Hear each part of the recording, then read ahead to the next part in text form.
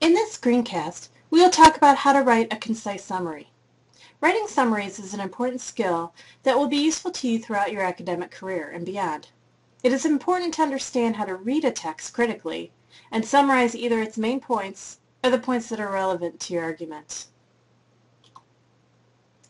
When you summarize a text, whether it be an entire chapter or article, or simply a passage from the text, you are briefly restating the contents of that passage or article. That is, you are identifying the main or relevant points of the text.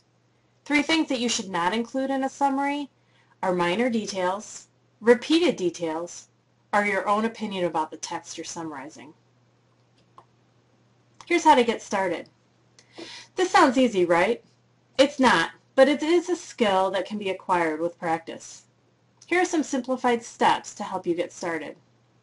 First, read or skim the article to get a general sense for what it's about. You skim an article to decide if its contents are useful to what you're trying to accomplish, and you read it to get a better sense of the article. Once you have a general idea of the article's context, reread it, but this time highlight key points and take brief notes.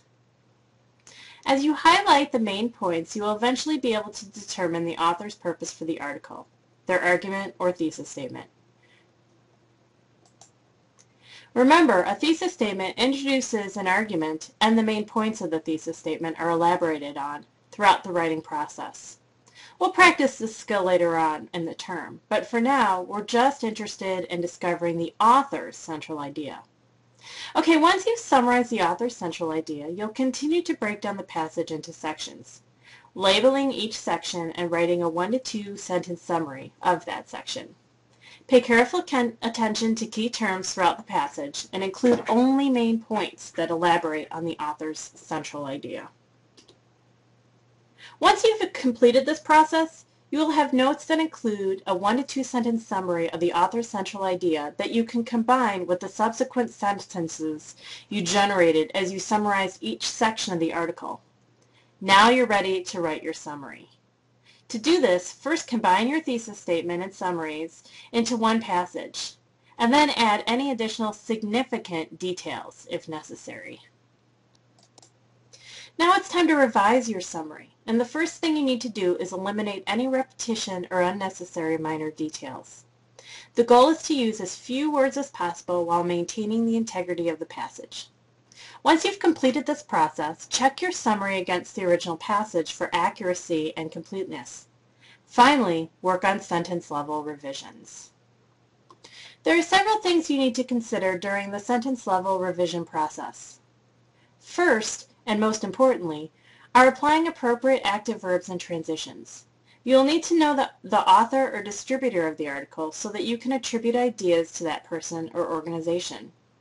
If the article was written by Janet Know-It-All, then your transitions would include phrases like Know-It-All suggests, states, proposes, or discusses that, or according to Know-It-All.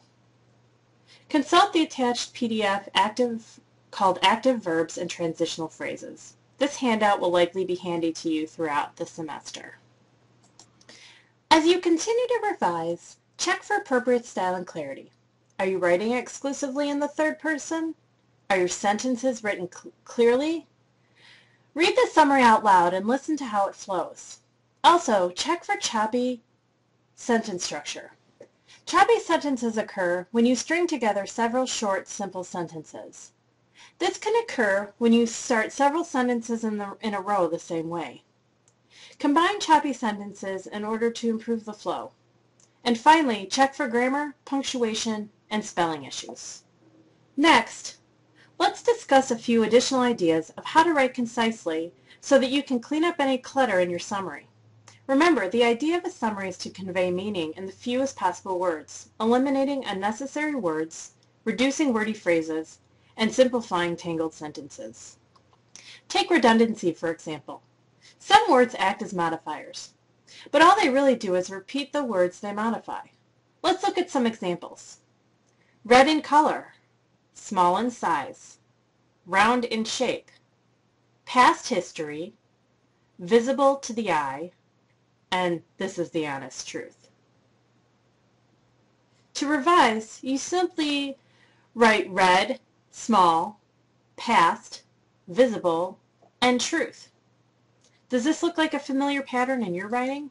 Now let's talk about empty intensifiers.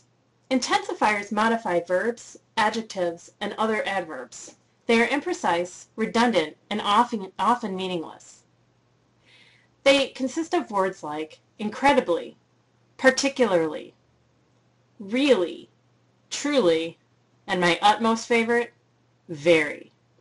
Here's the test to determine if the intensifier is necessary. First, identify them in your writing. Then read the sentence without the intensifier. Has the meaning changed? Is the sentence weaker? If the answer is no, then remove it or replace it with a more precise word. Let's look at some examples. My date was incredibly ugly versus my date was ugly. The intensifier might be useful to you in using a sarcastic tone, but otherwise the intensifier is probably not necessary to convey the meaning. Here's a more precise way to convey the message. If I had a dog as ugly as my date, I'd shave its butt and teach it to walk backwards. Now I admit, this is quite a bit longer than the original, but it's more detailed and precise, isn't it? Probably too wordy for a summary, but perhaps this information will be helpful when we cover our next unit on narrative and descriptive writing. Let's look at another example. My son was really eager to be alone so he could really make trouble. If I delete the intensifiers, the statement reads like this. My son was eager to be alone so he could make trouble. Do I need the word really, let alone twice? Probably not. Here's an even more precise version. My son, eager to be alone, destroyed the room in no time. What about wordy phrases? There are many wordy phrases that can be eliminated without changing the meaning of a sentence. Here are some examples. I think that, in my opinion, or my personal favorite, in my opinion, I think that. Are these phrases familiar in your writing? Now there's a time to break that habit out of your writing. Here are some examples of wordy phrases that you can revise. At this point in time versus now. Or that point in time, that versus then. Due to the fact that, or because. For the purpose of, or simply for. Take a look at the rest of this slide and see if you can identify more concise ways to be less wordy.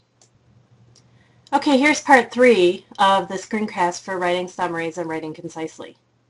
We're nearing the end. Let's talk about simplifying tangled sentences. Tangled sentences are long sentences that reflect wandering thoughts that a writer has not sorted out. To untangle a sentence, revise expletives, use positive constructions, and simplify sentence structure.